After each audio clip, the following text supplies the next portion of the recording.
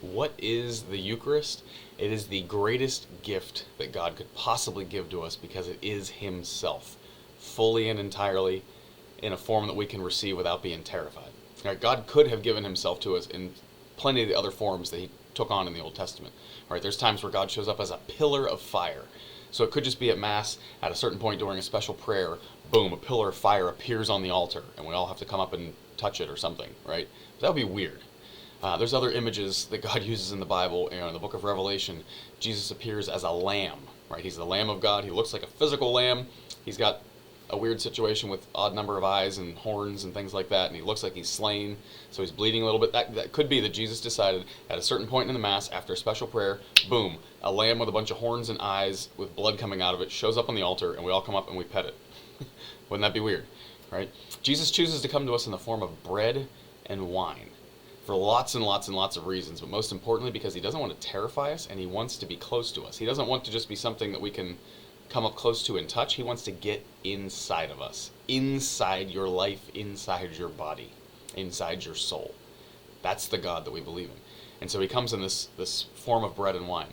It baffles us sometimes because it still looks like bread. It tastes like bread. It smells like bread. It looks like wine. It tastes like wine. It smells like wine. It has all the physical properties of those things. Right? The bread will crumble and fall apart. If you leave a consecrated host in the tabernacle long enough, it will grow mold. Right? If you consume too much of the precious blood, it still has the alcohol content. Right? So there's this weird aspect to it where none of the physical characteristics change, but the underlying thing, what it actually is, changes. And it has to, or else Jesus is a liar. Because remember at that Last Supper, He holds up bread and He doesn't say, this is a symbol of my body, or this is like my body. He says, this is my body. It has to be, or Jesus is a liar. There's no way out of that. And Jesus was so forceful in talking about the Eucharist that it's the only time in His entire public ministry when He let people just walk away, because they understood what He said, that we have to eat Him, and they could not accept that, and so they just walked away. Jesus means this. We are supposed to consume Him. We're supposed to... It's sort of like the reverse of what happens when you eat something, right? When you eat salad, it becomes part of your body. When we consume God, we become part of God, right? He brings us into Himself. And so that's what the Eucharist is all about. And it is so true that every single particle of that host is fully and entirely God. So you'll notice the precept with the altar sometimes will keep their fingers together so that they don't get crumbs stuck on their finger and then drop them somewhere, because that crumb, as microscopic as it might be, is Jesus.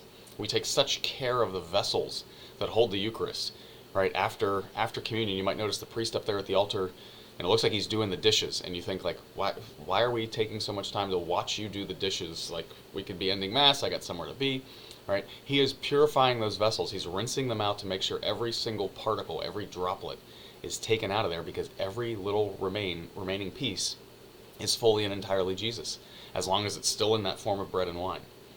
And so you may notice sometimes if a host falls on the floor or something like that, they'll pick that host up, and then what they have to do is let it dissolve in water, because when it's no longer in the form of bread, then it's no longer Jesus. But as long as it's in that form of bread, it is Jesus.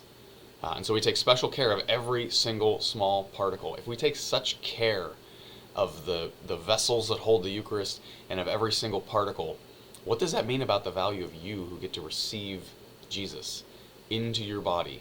You become that ciborium. You become that chalice. You contain those particles. That's an awesome calling.